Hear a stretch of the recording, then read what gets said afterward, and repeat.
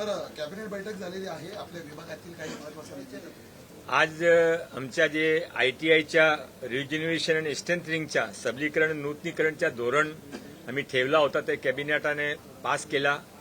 त्यामध्ये महाराष्ट्राची 427 ITIमध्ये आता आपण प्रायव्हेट इंडस्ट्रीज, NGOज, ट्रेड असोसिएशन त्याने बरोबर घेऊन ते सर्व ITIच्या सबलीकरण नूतनीकरण करणार आहे. त्यामध्ये मालकी सरकारची राहणार आहे, फक्त त्याने 10 वर्षासाठी आणि 20 वर्षासाठी.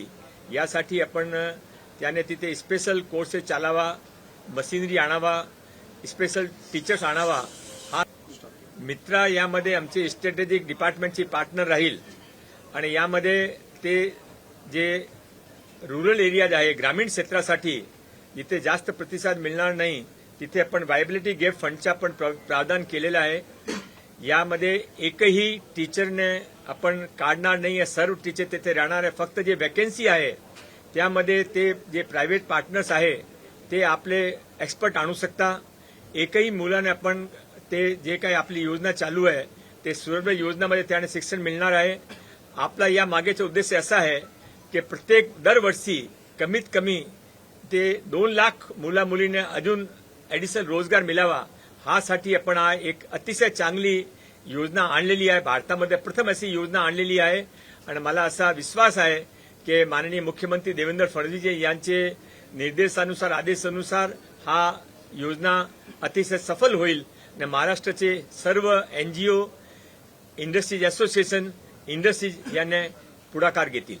सर, नेमकं कुठल्या ट्रेडचं आणखी प्रशिक्षण मिळेल आणि कुठल्या कंपन्या याच्यामध्ये प्रशिक्षण देताना पाहायला मिळेल? यामध्ये पूर्वी काय आपल्याकडे फक्त CSR फंडचा प्रोव्हिजन होता. तो CSR मध्ये जास्त कंपनी आपल्याकडे आली नाही.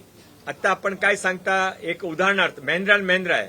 आपण त्यानं सांगता की तुम्हाला ऑटोमोबाईलसाठी एक पूर्ण ITI घ्यावा, तुमची मशीन तिथे आणावा, तुमचे टीचर आणावा आणि आमचे टीचर तिथे तुमच्या बरोबर राहील आणि तुम्ही ते मुलांना प्रशिक्षण देऊन त्याने ती नोकरी द्यावा. हा एक ते एक्सपर्ट त्या लोकल कुठे ऍग्रिकल्चरसाठी असेल, कुठे ऑटोमोबाईलसाठी असेल, कुठे कपडा उद्योग असेल, जे काही त्या इलाकाची गरज आहे, मोठी इंडस्ट्री जी आहे त्याने बरोबर घेऊन आपण हा काम करणार आहे.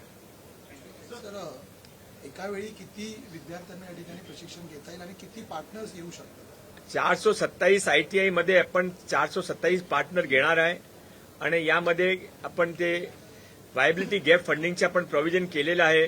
ADB बँक या एशियन डेव्हलपमेंट बँक आपल्या यामध्ये मदत करणार आहे आणि ते मित्राचे श्री परदेशीजी ते स्वयं होते आणि त्याने पण हा सर्व स्कीमचे बघितलेलं आहे. तर मी मित्राचे बरोबर राहून हा स्कीम महाराष्ट्रामध्ये राबवू. सिविल डिफेंस का पाठ्यक्रम में भी इस्तेमाल किया जाना है. सिविल डिफेंस को लेकर जो ऑपरेशन सिंदूर चल रहा है, इसको लेकर कल जो प्रधानमंत्री जी ने कहा है, इन सब पर आप क्या कहें? सिविल डिफेंस एक केवल युद्ध काल की नहीं है, ये एक जीवन का भाग. अनिरुद्ध बापू एकेडमी के साथ में मिलकर सिविल डिफेंस का कोर्स शुरू किया है. उसके साथ में सेल्फ डिफेंस का कोर्स भी शुरू किया है और उसकी शुरुआत 7 दिन पहले हमने थाना के अंदर हमारी ITI में शुरुआत की है. सर, मराठीमध्ये युद्ध पातळीवरती मोठ्या प्रमाणात प्रशिक्षण देण्याची सुरुवात झालेली आहे. ITI मधून सुद्धा कशा प्रकारे प्रशिक्षण दिलं जाईल? असं आहे की ते जे ITI मध्ये आम्ही प्रशिक्षण सुरू केलं आहे सिव्हिल डिफेन्सच्या आणि सेल्फ प्रोटेक्शनच्या, हे फक्त युद्धासाठी नाही आहे. युद्धासाठी त्यांची गरज जास्ती असती, पण हा एक नेहमी जीवनाचा भाग आहे. म्हणून आम्ही सर्वांसाठी या कोर्स अनिरुद्ध अकॅडमीचे बरोबर राहून सुरू केलेला आहे. सर, ऑपरेशन सिंदूर पर जो प्रधानमंत्री जी का बयान है, उन्होंने कहा है कि आतंकवाद को जो है देश के खिलाफ एक युद्ध के रूप में देखा जाएगा. इस पर आपकी प्रतिक्रिया क्या है? प्रधानमंत्री जी ऐसे ही मजबूत व्यक्ति हैं. भारत के राजा जो रहता है, प्रधानमंत्री सर्वोच्च पद होता है और उनके अंदर सारी जनता अपना नेतृत्व, देवत्व ढूंढती है.